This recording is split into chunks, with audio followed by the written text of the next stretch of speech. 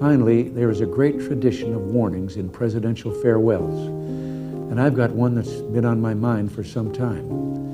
But oddly enough, it starts with one of the things I'm proudest of in the past 8 years, the resurgence of national pride that I called the new patriotism. This national feeling is good, but it won't count for much, and it won't last unless it's grounded in thoughtfulness and knowledge. An informed patriotism is what we want. And are we doing a good enough job teaching our children what America is and what she represents in the long history of the world? Those of us who are over 35 or so years of age grew up in a different America.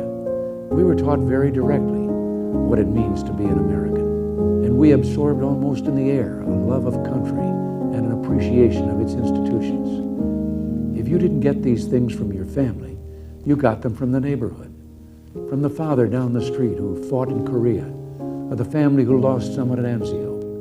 Or you could get a sense of patriotism from school. And if all else failed, you could get a sense of patriotism from the popular culture. The movies celebrated democratic values and implicitly reinforced the idea that America was special. TV was like that too, through the mid-60s. But now we're about to enter the 90s. And some things have changed. Younger parents aren't sure that an unambivalent appreciation of America is the right thing to teach modern children. And as for those who create the popular culture, well-grounded patriotism is no longer the style. Our spirit is back, but we haven't re-institutionalized it. We've got to do a better job of getting across that America is freedom. Freedom of speech, freedom of religion, freedom of enterprise, and freedom is special and rare. It's fragile. It needs production.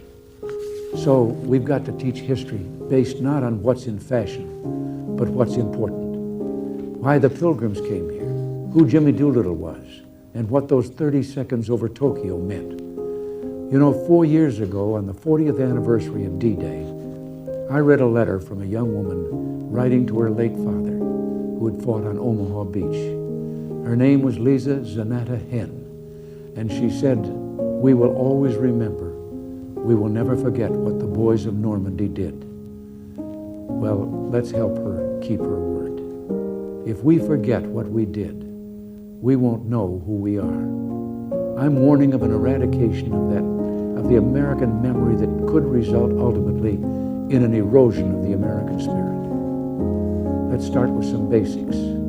More attention to American history and a greater emphasis on civic ritual.